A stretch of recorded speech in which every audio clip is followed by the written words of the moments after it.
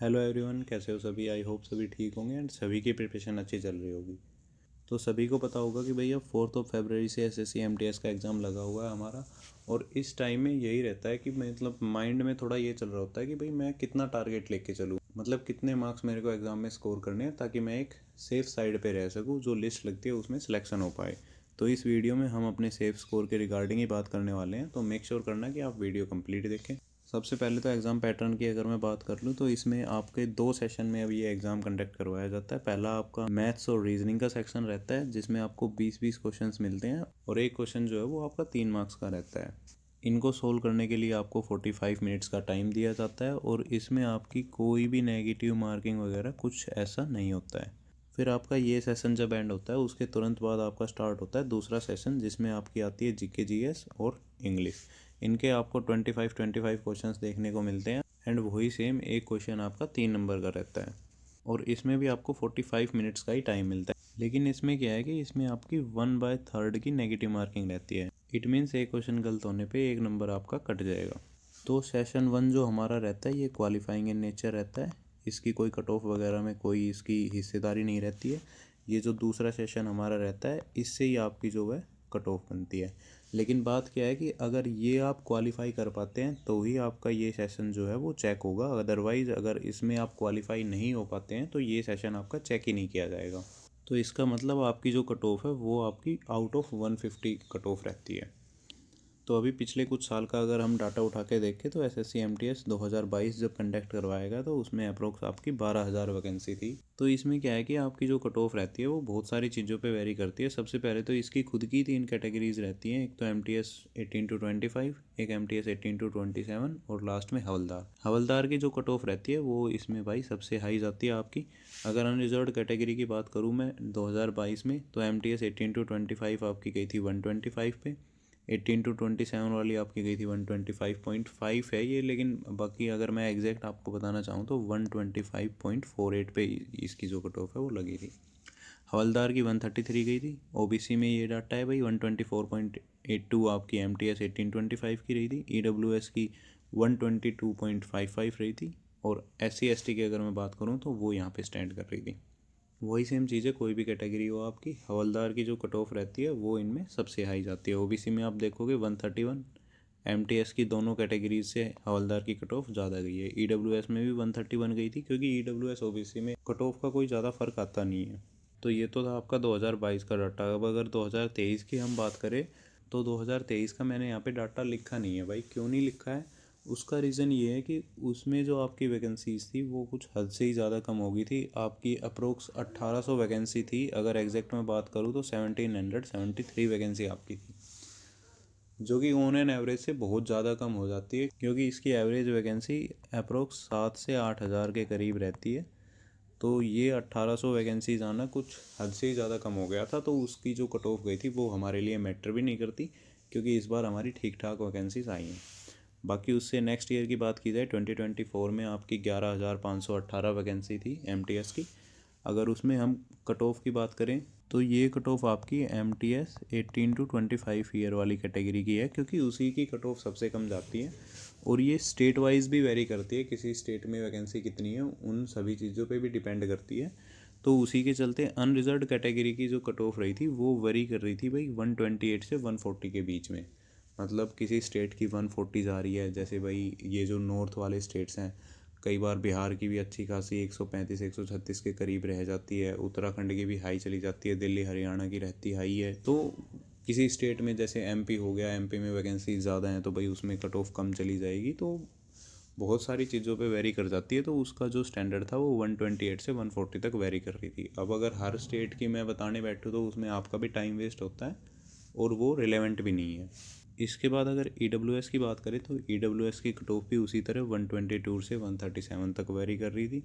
OBC की अगर मैं बात करूं तो ओबीसी कैटेगरी की जो कट ऑफ थी वो 125 से स्टार्ट होकर 137 140 तक भी जा रही थी, जो कि एक दो स्टेट्स में ही जा रही थी, तो वो मैंने इंक्लूड नहीं किया है इसमें। बाकी अगर एससी की बात करें तो एससी कैटेगरी में जो कट ऑफ थी वो 120 से 131 तक स्टैंड कर रही थी। ये मैक्सिमम नंबर ऑफ स्टेट्स में जो डाटा उठाया है वो उठाया मैंने सिर्फ। बाकी किसी स्टेट में अगर 120 को छोड़ के 112 आ रही है तो वो मैंने इंक्लूड नहीं किया, या फिर 131 को छोड़ के 138 आ रही है किसी एक स्टेट्स में तो उनको भी मैंने हटा दिया है यहाँ पे। अगर एसटी कैटेगरी की बात करें तो उनकी जो कट ऑफ है वो स्टैंड कर रही थी 109 से 125 तक। अब हम बात कर लेते हैं अभी जो हमारा एग्ज़ाम होने वाला है उसकी। तो उसमें हमारी जो टेंटेटिव वैकेंसीज़ है वो 8021 है अब तक, जो दोनों की है, एमटीएस और हवलदार दोनों को मिला के है। अब इसमें आपके टारगेट या सेफ स्कोर की बात की जाए तो एक साइड में कैटेगरी लिख लेता हूँ, दूसरी साइड हम अपना सेफ स्कोर लिख लेते हैं ताकि मैं कैटेगरी वाइज ही आपको बता पाऊँ। बाकी इसमें एक और चीज़ अब ऐड हो चुकी है भाई, नॉर्मलाइजेशन। पहले क्या होता था कि जितने भी आपके मार्क्स आ रहे हैं उससे आपको अगर नॉर्मलाइजेशन होगा तो एक्स्ट्रा मार्क्स ही मिलेंगे, उससे आपके मार्क्स कम नहीं होने वाले। लेकिन इस बार क्या हो गया है कि इस बार आपके जो आपकी एवरेज शिफ्ट है, जैसे मान लो 3 शिफ्ट्स हैं, एक शिफ्ट में जो मार्क्स आ रहे हैं वो 118 आ रहे हैं, एक में 130 आ रहे हैं, एक में 138 आ रहे हैं। तो इस बार क्या होने वाला है कि जो ये 118 वाले कैंडिडेट हैं इनको तो आपका +12 नॉर्मलाइजेशन मिलेगा ही मिलेगा, लेकिन 138 वाले हैं इनको आपका माइनस का नॉर्मलाइजेशन मिलेगा। मतलब इनके नंबर काट लिए जाएंगे, इनके 8 नंबर कट जाएंगे और ये जो एवरेज है यहाँ पे आपका जो नॉर्मलाइजेशन है वो स्टैंड करेगा। तो उसके चलते आपकी कट ऑफ भी एक हद तक वेरी होने वाली है।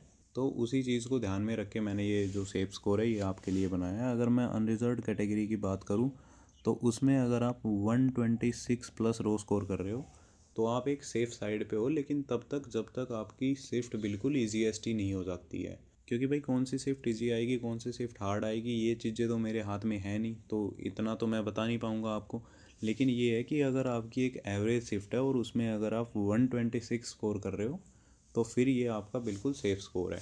मतलब इसमें थोड़ा कंफ्यूजिंग पॉइंट क्या है वो ये है कि जैसे अगर मान लो आपकी आ गई हार्डेस्ट शिफ्ट, अब हार्डेस्ट शिफ्ट में क्या है कि 126 प्लस स्कोर करना तो बहुत रेयर है। उसमें अगर आप 118 भी स्कोर कर पा रहे हो तो बाद में आपका नॉर्मलाइजेशन से अगर 10 या 12 मार्क्स भी आपके इंक्रीज़ हो रहे हैं तो आप 130 के अप्रोक्स आप स्टैंड कर रहे हो, तो फिर आपकी ये जो कट ऑफ है वो क्वालिफाई हो जाती है।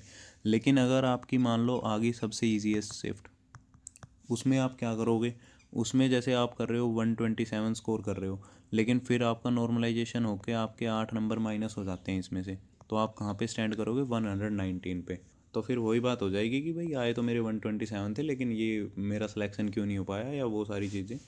तो अगर आपकी ईजीएस्ट शिफ्ट में आपका एग्ज़ाम आता है तो आप 134 के करीब अगर आप स्कोर कर रहे हो तभी जाके वो आपका सेफ़ माना जाएगा, क्योंकि उसमें से अगर आपके 5-7 नंबर कटते भी हैं तो भी आप सेफ़ साइड पे रहोगे। तो अब ओबीसी कैटेगरी की अगर मैं बात करूं तो उसमें अगर आप 124 के अप्रोक्स अपना स्कोर कर पा रहे हो, 124 प्लस ही मैं कह के चलूँगा, इतना अगर आप स्कोर कर पा रहे हो तो आप एक सेफ़ साइड पे हैं।